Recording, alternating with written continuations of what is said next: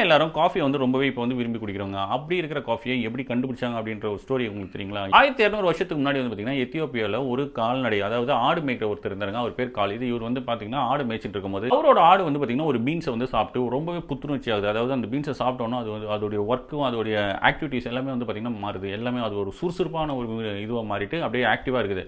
இதை பார்த்து அவர் வந்துட்டு எப்படிடா இது மாறிச்சு அப்படின்ட்டு அவரும் போயிட்டு அந்த பீன்ஸை சாப்பிட்றாரு. அவரும் சாப்பிட்டோன்னா அவருக்கும் வந்து ரொம்பவே புத்துணர்ச்சி ஆகிட்டு அவரும் வந்துட்டு ஒரு ஆக்டிவாக மாறுறாரு. இதில் ஏதோ விசேஷம் இருக்கு அப்படின்ட்டு அங்கே வர்ற ஒரு சாமியார் ஒருத்தர் அந்த டைம் வராரு. அவரை வந்து பார்த்துட்டு இந்த பீன்ஸ் வந்து பார்த்தீங்கன்னா சாப்பிட்டோன்னும் அவ்வளோ ஒரு புத்துணர்ச்சி ஆகுது. என்ன விஷயம் இருக்குன்னு தெரியல, நீங்களும் பாருங்க அப்படின்ட்டு அவர்கிட்ட கொடுக்குறாரு. அவர் இதை பார்த்துட்டு இது வந்து சாத்தானோட செயலாக இருக்கும் அப்படின்னு சொல்லிட்டு நெருப்பில் போட்டுறாரு. நெருப்பில் போடும்போது என்ன பண்ணால் அதோடைய வாசனையே வந்து பார்த்தீங்கன்னா வந்தவனும் சூப்பரான ஒரு வாசனை இருக்குது.